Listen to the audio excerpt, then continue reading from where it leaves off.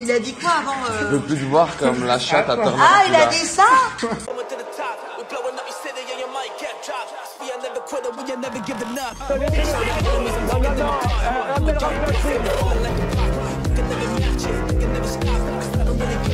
Vous fumez, monsieur? Le football, il a changé. Oui, peut-être.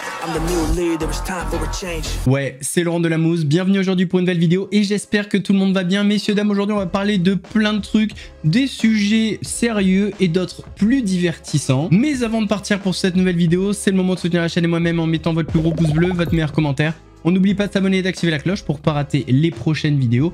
On fait le même sur la chaîne principale, la chaîne Mousse, où mardi je vous sortis une vidéo sur le harcèlement, une vidéo introduction aux prochaines, parce que dès demain on commence la série de vidéos sur Ramous. On me rejoint sur Instagram, sur TikTok, sur Twitch pour pas rater les lives du dimanche soir à 21h30. On va chercher à boire, manger, on se met à l'aise.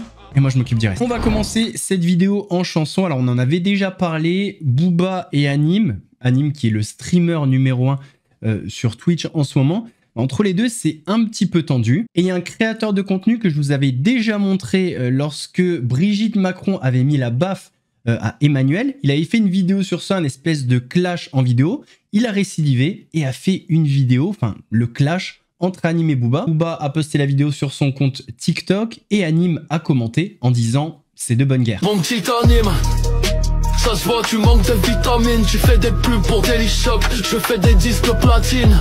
La gueule d'un rappeur anglais sur le corps d'un petit scout. À ce qui paraît, les filles t'appellent Central C Discount. J'ai mis du monde à genoux, je vais te remettre à jour. Je fais la guerre pendant que tu parles de paix avec mon lot d'Achour. Je suis un monument, je traverse le temps comme une statue. Ton boss c'est que du vent, dans 2-3 semaines t'as disparu. Oh là là, Booba a envoyé Anime changer les poubelles du McDo. Anime envoie-nous cette momie dans son sarcophage. Eh l'ancien t'es obsolète, comme une vieille technologie. T'es passé du top 50 à la rubrique nécrologie. Tu veux me clasher sur TikTok, mais t'as des problèmes cérébraux. On dirait mon grand-père qui vient de découvrir les réseaux. T'as mal au dos tellement t'es tombé si bas. Tout le monde t'a vu taper la pause avec ton pote Jean Messia. Je suis peut-être qu'un petit con, mais un petit con qui te fout le seum. J'ai même pas besoin de te clasher, tu te fous déjà la honte tout seul. 15 ans après le suicide de l'ex-femme de Bertrand Cantat, Christina Radi, le parquet de Bordeaux a décidé de rouvrir l'enquête. L'enquête sur le suicide de l'ex-femme de Bertrand Cantat rouverte. Selon les informations de RTL, le parquet de Bordeaux a rouvert l'enquête sur le suicide de Christina Radi. L'ex-femme de Bertrand Cantat s'est pendue à son domicile en 2010, une nuit où l'ex-chanteur dormait sous le même toit. Tous les deux ont eu 2 enfants ensemble, elle avait divorcé de lui en 2002. Plusieurs enquêtes avaient été ouvertes pour déterminer les causes de la mort de Christina Radi. Toutes ont été classées sans suite. L'ancien chanteur du groupe de rock Noir Désir n'a jamais été interrogé dans le cadre de ces procédures. Le procureur de la République de Bordeaux, Renaud Godel, a décidé de rassembler les éléments de la procédure dans une enquête préliminaire pour violence volontaire par conjoint. En 2003, Bertrand Cantat a été condamné à 8 ans de prison pour le meurtre de Marie Trintignant à Vilnius, en Lituanie. Aujourd'hui, il y a une vidéo qui a beaucoup fait réagir les internautes, que ce soit sur Twitter, TikTok, etc. En fait, il y a un motard, c'est son contenu, il se filme quand il roule. Et là, il s'est retrouvé à un feu rouge avec une voiture à côté de lui. Et il s'est rendu compte que les enfants à l'arrière n'étaient pas attachés. Alors, on va faire un petit jeu. D'après vous, qu'est-ce qu'il a fait? Petit A, il a tapé au carreau et a dit à la personne, bah, c'est dangereux, vous devriez les attacher. Petit B, il s'est amusé avec les enfants et en a rigolé. Petit C, il a accéléré et tombé sur une voiture de police, leur a dit vous devriez arrêter la voiture derrière moi, les enfants sont pas attachés et en regardant dans le rétro, la voiture a bien été arrêtée par les policiers. Et D, la réponse D. Oh, des enfants pas attachés à l'arrière d'une voiture. Qu'est-ce que c'est une bonne chose. J'avoue que ça existe encore, ça. Non, pas de ceinture. Non, non. Puis le gosse à l'avant non plus, hein. Oh la vache. On va rien dire, on va rien dire, on va dire. Les commentaires sont chargeants effrayants. Voilà. Ce que je peux dire, c'est ça. Ah bah tiens, bah. Excusez-moi. C'est juste la voiture derrière moi, il y a plein de gosses dedans, ils sont pas attachés, ça fait trop peur. Allez, dis-moi que tu l'arrêtes. Oui! Les gosses, ils peuvent pas lire d'une responsabilité qui n'existe pas de la part d'un mec comme ça. Enfin, ça m'a donné des frissons négatifs. Ah non, c'est effrayant. Putain, si c'est le daron, ça fait peur. Hein. Et si c'est pas le daron, ça fait encore plus peur parce que ça veut dire que tu files tes enfants à quelqu'un qui accroche pas ses gosses. Bon, une bonne chose de faite. Et puis même, les gosses, ils auraient dû avoir des sièges enfants, je pense, vu à quel point elles étaient petites, les filles derrière. Bon, celui devant, il avait rien à foutre devant. Déjà, il était trop petit aussi. Mais ceux derrière, il y a siège enfant, quoi. Je sais même pas s'il va pouvoir repartir comme ça. Hein. J'en saurais rien. Depuis la publication de la vidéo, les avis diffèrent. Certains disent que c'est une balance, qu'il y avait d'autres solutions, et d'autres se disent « Ok, la priorité, c'est la sécurité des enfants. Il a fait ça, mais en l'occurrence, il leur a peut-être sauvé la vie. » Quel est votre avis? L'espace commentaire est à vous. Ces derniers jours, la pression est en train de devenir très forte sur les épaules de Rachida Dati. En effet, le 22 juillet, des juges d'instruction ont ordonné le renvoi devant le tribunal correctionnel de Paris pour corruption et trafic d'influence dans l'affaire Renault-Nissan. La ministre de la Culture est accusée d'avoir perçu 900 000 €, oui messieurs dames, 900 000 €, de la part du constructeur sans avoir fourni un travail justifiant une telle somme. Et ce, pendant qu'elle était avocate et qu'elle siégeait au Parlement européen. Sur le plateau de LCI, Rachida Dati a dit « C'est mon plateau, je le prends en otage. Je vais rester en régie, histoire de voir si les journalistes ne disent rien de mal sur moi. » Une scène complètement lunaire, comme dirait GMK, c'est totalement aberrant. Est-ce qu'il y a quelque chose que vous ne comprenez pas dans ce renvoi? Quelque chose que peut-être la justice a décelé et qui n'a pas été évoqué? Alors, c'est vrai que les arguments de Rachida Dati sont très forts. Elle a la pugnacité qui vient d'être décrite. Il y a une chose dont elle a peu parlé, c'est que Renault, à ma connaissance, est partie civile dans ce dossier. Et que donc, contrairement, me semble-t-il, à ce qu'elle vous a indiqué à la fin de l'interview. Mais elle parlait de Renault-Nissan, donc c'était peut-être pas la même structure. Mais en tout cas, Renault est partie civile, donc ça va être intéressant d'avoir le point de vue de l'entreprise qui, aujourd'hui, avec la nouvelle direction, depuis l'éviction de Carlos Ghosn dans les conditions qu'on connaît, Renault considère qu'il y a eu effectivement des honoraires qui étaient pas la contrepartie d'un travail effectivement réalisé. Ce qui est intéressant, c'est que Rachida Dati... Alexandra, qu'est-ce que vous avez pensé de cette défense, des arguments présentés par Rachida Dati ce soir? Est-ce que vous avez été convaincu par la façon dont elle expose son cas? Alors moi, j'ai pas à être convaincu, ce sera à la justice de l'être. Bien sûr. Rachida Dati revient. Voilà. Vous avez entendu, Guillaume Roquette, vous dites... Attendez, on va vous donner un micro. Vous dites que Renault-Nissan n'est pas, Renault n'est pas partie civile. Oui. Avec qui j'ai signé mon contrat d'avocat? Renault-Nissan. C'est l'alliance Renault-Nissan qui a toutes les implantations d'usines à l'étranger. Renault ne gère pas les sites à l'étranger. C'est ce que j'ai bien. C'est Renault-Nissan. Et Renault, vous avez raison, ils sont constitués, c'est Monsieur Sénard. Pourquoi? Parce qu'il est en règlement de compte avec Monsieur Ghosn. Mais là, il n'a jamais été entendu par la justice. Vous savez que pour la recevabilité d'une partie civile, il faut être entendu, il faut que ce soit recevable, et vous démontriez votre préjudice. Renault-Nissan dit, nous, on n'a pas de préjudice. Et Monsieur Renault a un préjudice, alors qu'il vienne bien à l'audience. Oui, mais je pense il va être reçu. Il va être voilà. Il va être intéressant, effectivement, d'avoir la réponse de Renault à tout ce que vous avez indiqué, et notamment tous ces rendez-vous et toutes ces réunions. Parce que Renault n'est pas concerné, c'est Renault-Nissan. Que je sache, Monsieur Sénard n'est pas concerné par Renault-Nissan. Il n'était pas là à l'époque. Il a un règlement de compte avec Monsieur Ghosn. Avec Monsieur Ghosn, d'une part. D'ailleurs, Lucas Di Meo, personne n'a jamais fait d'analyse pourquoi Monsieur Lucas Di Meo était parti. Alors qu'il venait d'être renouvelé. Il vient de démissionner pour partir chez Kering. Voilà. Vous savez pourquoi? Non. Parce que l'ambiance n'était pas au top avec Monsieur Sénard. Voilà. Vous n'avez pas remarqué qu'on est passé du premier groupe industriel au monde avec les difficultés qu'on connaît. Donc il y a peut-être aussi un sujet de management à avoir. Monsieur Sénard, il est psychorigide. Il a un règlement de compte avec Monsieur Ghosn, dont je suis l'otage. Il n'est pas concerné par mon dossier. Donc sur la recevabilité, je peux vous la faire, je peux vous donner les articles. Ils ne sont pas concernés. Donc vous accusez Jean-Dominique Senard, en quelque sorte, de régler ses comptes avec Monsieur Ghosn, à travers vous? Mais sur ce dossier, sur le dos de ce dossier, évidemment. Parce que lui, il se dit, peut-être que enfin, je ferai condamner peut-être Monsieur Ghosn sur mon porte-bagages. Donc, non. Voilà. Donc Renault-Nissan n'est pas concerné. J'ai signé un contrat d'avocat avec Renault-Nissan. C'est tout, il n'y avait rien d'autre. Ah bah écoutez, si vous estimez que c'est tout, puisque c'est vous qui avez pris contrôle de ce plateau. Je reste en régie. Voilà, alors elle va rester en régie, Rachida Dati. Voilà, on n'est jamais déçu, ça c'est sûr.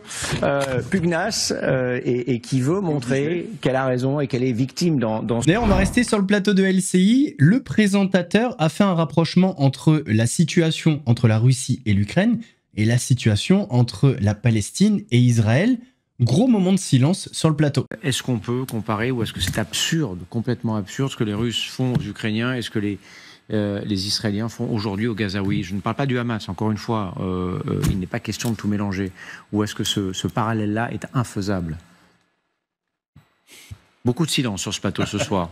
Ça serait comparable s'il y avait une organisation ukrainienne qui était entrée en Russie en janvier 2022 et qui avait massacré une ville entière de Russie. Ce que les Russes prétendent d'ailleurs. C'est ce que les Russes prétendent, ce qui aurait motivé une grande partie à la fois de l'invasion de 2014 et de l'invasion de 2022, c'est que les Ukrainiens auraient réprimé les minorités russophones d'Ukraine. C'est ce que prétend le Kremlin et c'est ce qui permet à une grande partie des observateurs ou des commentateurs aussi de dresser le parallèle dont vous posez la question. Oui, est-ce que ce parallèle est faisable? Mais effectivement, il n'est pas faisable. Surtout qu'il n'y a pas de preuves. Alors pour le Hamas, on a des preuves, ils ont mis des gros pros, mais pour les Ukrainiens, très clairement, c'est de la propagande russe. Exactement, c'est de la propagande. Allez, jingle, petite pub. Enfin, c'est pas une pub en fait, c'est une petite vidéo marrante où on voit Affida Turner découvrir que le rappeur Damso a parlé d'elle dans une de ses chansons. Il y aura peut-être un ou deux bips parce qu'il y a 2-3 gros mots. Mais vous allez voir. Mais comment tu peux pas être au courant? Mais je suis pas au courant, moi, t'as cru d'écouter ce que les gens disent sur moi. Attends, tu me fais peur là. Qu'est-ce qu'il dit celui-là?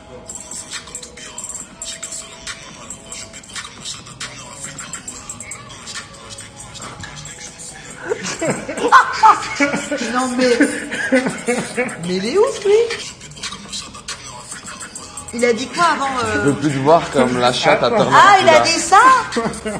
Bah t'as un message à faire passer à Damso vu que tu viens de découvrir qu'il parle de ça dans sa musique. Ouais, tu l'as dans le cul parce que tu l'as jamais vu. Voilà, mais même pas besoin de poser. Mais tu sais que tu l'as dans le cul, tu l'as jamais vu. Mais tu sais que moi je pensais que t'avais vu. Moi je pensais qu'elle avait vu en vrai. Je pense que tu l'as vu, ouais. Elle est connue cette chanson. Elle était disque de platine. Tu vois, moi, mes amis, c'est Snoop Dogg, Ice Cube. Enfin, j'écoute pas Dalmatien, quoi. Enfin, je suis balade seule. On a parlé d'Affida Turner, donc on va rester aux États-Unis. On va parler du président Donald Trump qui est empêtré dans la polémique Jeffrey Epstein. C'était une de ses promesses de campagne de révéler toute la vérité sur cette affaire. Sauf qu'aujourd'hui, eh bien, ses électeurs sont extrêmement déçus puisqu'ils ne voient pas l'intérêt de le faire. Et c'est là que les Américains ont commencé à se poser des questions. Pourquoi il ne veut pas le faire alors que c'était une promesse de campagne?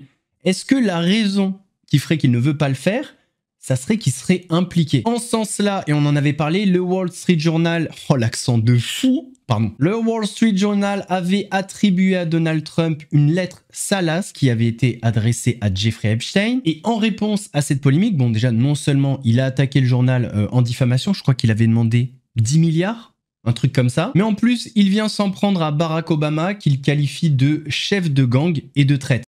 But the leader of the gang was President Obama.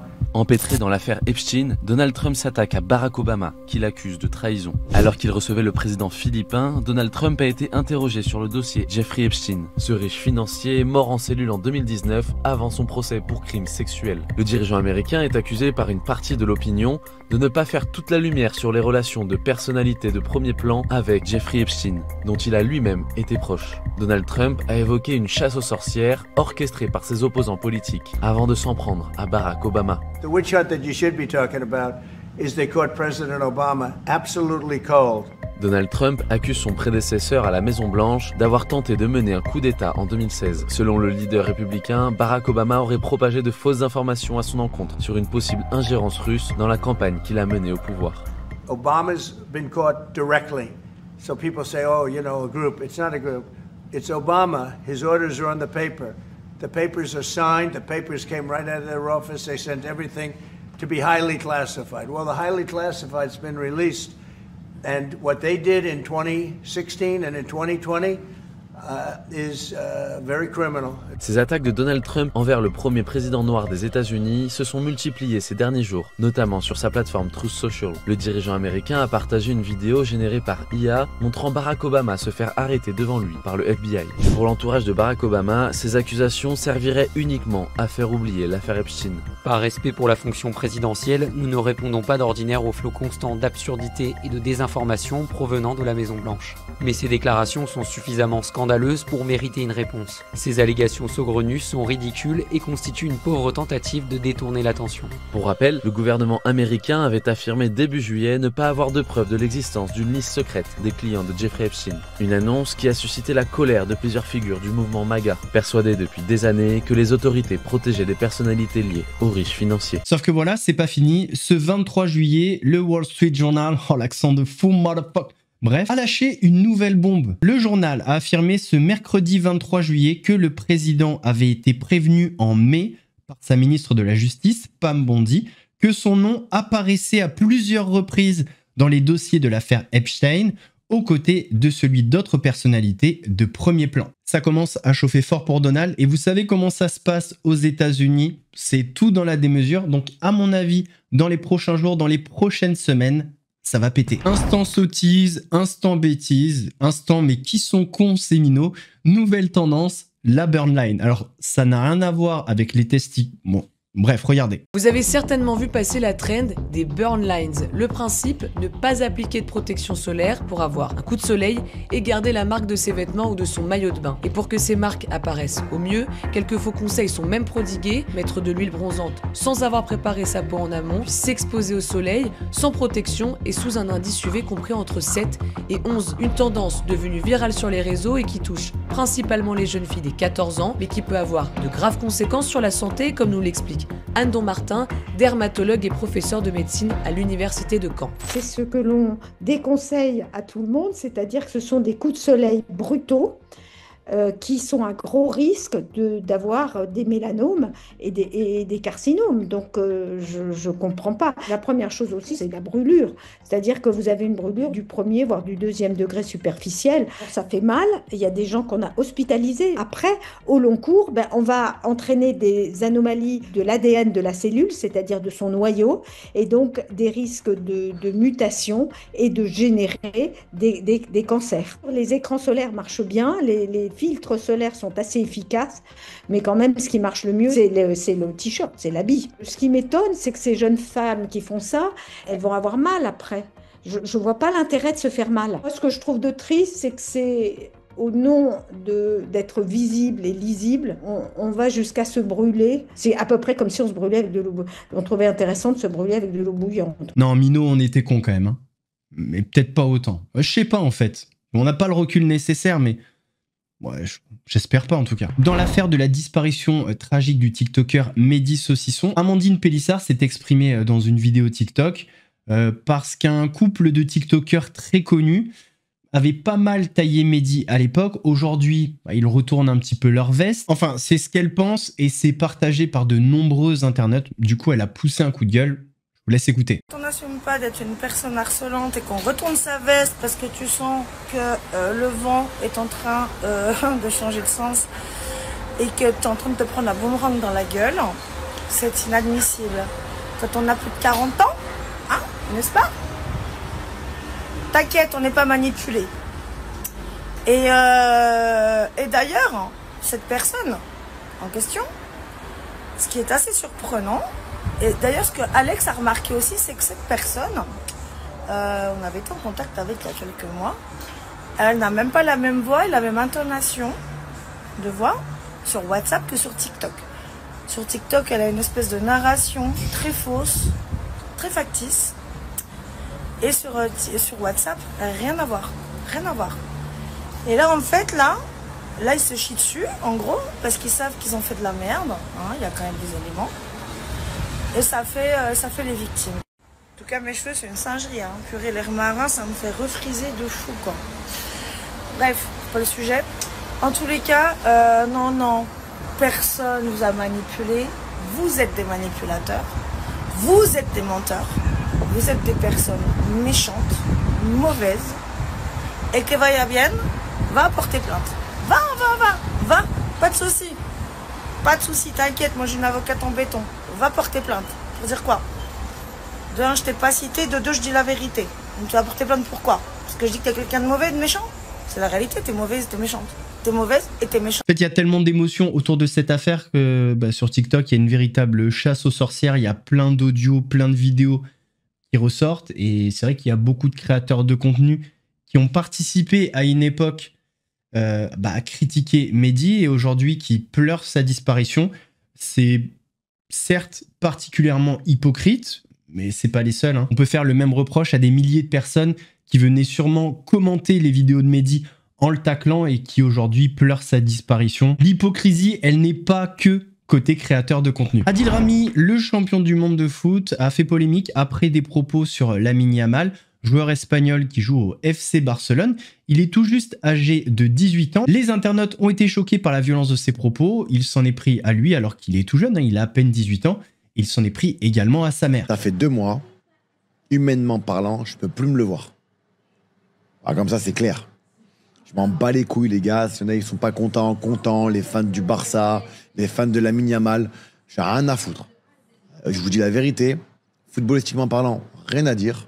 Un crack, et certainement qui prendra des ballons d'or et des coupes d'Europe et ce que vous voulez. Humainement parlant, à ta mère. Ah, comme ça, c'est clair. La manière dont il a serré la main à Cristiano Ronaldo, ça m'a énervé.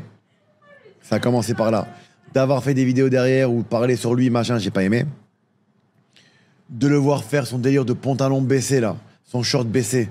Voilà, je vous ai appris pourquoi, les gars, les mecs, ils faisaient ça et d'où ça vient. Alors, je le répète pour ceux qui l'ont pas entendu. L'histoire des shorts baissés, des pantalons baissés, ça vient des prisons là-bas, aux États-Unis ou au Mexique. Et c'était celui qui voulait se faire en... Voilà.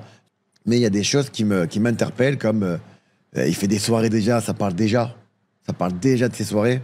Attends un peu là, il arrive, putain, il va prendre le numéro 10. Je sais pas, tu mets des gros trucs bling-bling avec des gros diamants, il se prend pour un Américain. Casse les couilles, voilà, ça casse les couilles. Messieurs, dames, on arrive à la fin de cette vidéo, j'espère qu'elle vous a plu. Si c'est le cas, votre plus gros pouce bleu, votre meilleur commentaire. On n'oublie pas de s'abonner et d'activer la cloche pour pas rater les prochaines vidéos. On fait de même sur la chaîne principale, la chaîne Mousse, où demain je vous sors une première vidéo de la série de vidéos dédiée à Ramous. On me rejoint sur Instagram, sur TikTok, sur Twitch pour pas rater les lives du dimanche soir à 21h30. Nous, on se donne rendez-vous samedi pour une nouvelle vidéo actuelle. En attendant, prenez soin de vous. Laurent de la Mousse vous salue.